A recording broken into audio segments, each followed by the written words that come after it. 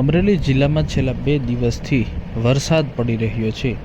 વરસાદ પડવાને કારણે ખેડૂતો મુશ્કેલીમાં મુકાયા છે, જેમાં ખાસ કરીને અમરેલી, બગસરા, વડિયા, કુંકાવાવ તાલુકાના ગ્રામીણ વિસ્તારોમાં ખેડૂતોએ મબલક ઉત્પાદન મેળવવા માટે ખેડૂતોએ કપાસનું વાવેતર કર્યું હતું, પરંતુ હાલ કમોસમી વરસાદ પડવાને કારણે ખેડૂતોનો પાકને મોટી નુકસાની પહોંચી છે।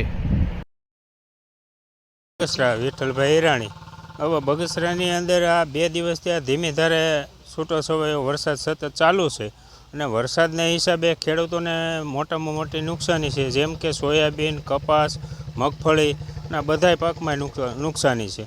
અને યાર્ડ પણ અત્યારે તો આ દિવાળીના વેકેશનના હિસાબે બંધ છે, જેથી ખેડૂતોને મગફળી પણ ત્યાર અમુકને થઈ ગઈ છે 50% જેવી। તો સરકારે હજી ખરીદી ચાલુ કરી નથી શકતા અને સામે પિયત કરવું હોય તો એને માટે ખેડૂત પાસે પૈસા નથી હોતા, તો ખેડૂતોને માલ પણ વેચવો છે તો ક્યાંથી વેચવો?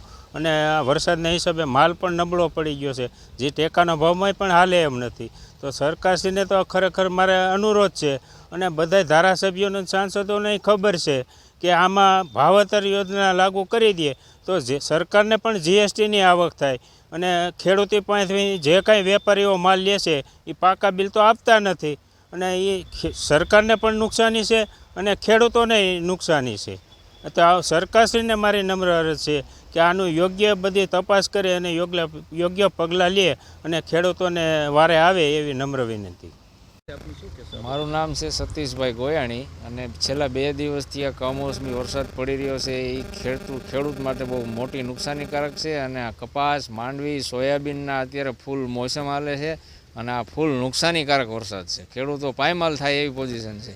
કપાસમાં અત્યારે વરસાદ થાય એટલે કપાસ કાળો, પીળો અને ધૂળારે ભળી જાય, માટીને એવું બધું ભળે એટલે કપાસનો બજાર ભાવ પણ તૂટે। એક તો બજાર ભાવ છે નહીં સારી ક્વોલિટીનો, આ નબળી ક્વોલિટી પડવાથી કપાસમાં બહુ મોટી ઘાટી પડે અને વીણવા મજૂર ન આવે તો મજૂરનો ભાવ પણ ડબલ દેવો પડે, એટલે ખેડૂતો બધી રીતે પાયમાલ જ છે। આમાં કોઈ પણ પ્રકારે ખેડૂતને ખેતી કરવાનો કોઈ ઉત્સાહ નથી જાગતો। પૈસા તો ઠીક છે પણ કોઈ અંદરથી ખેડૂતનો નાનો યંગ જનરેશન આમાં નહીં રહેતા માનવજાત માટે મોટો ખતરારૂપ છે, કારણ કે ખેતી ઉપર જ બધા આધારિત છે।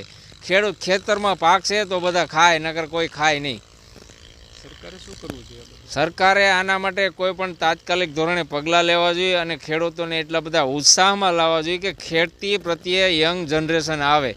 યંગ જનરેશન નહીં રહે તો ખેતી અત્યારે મોટી રીતે નુકસાનકારકમાં છે।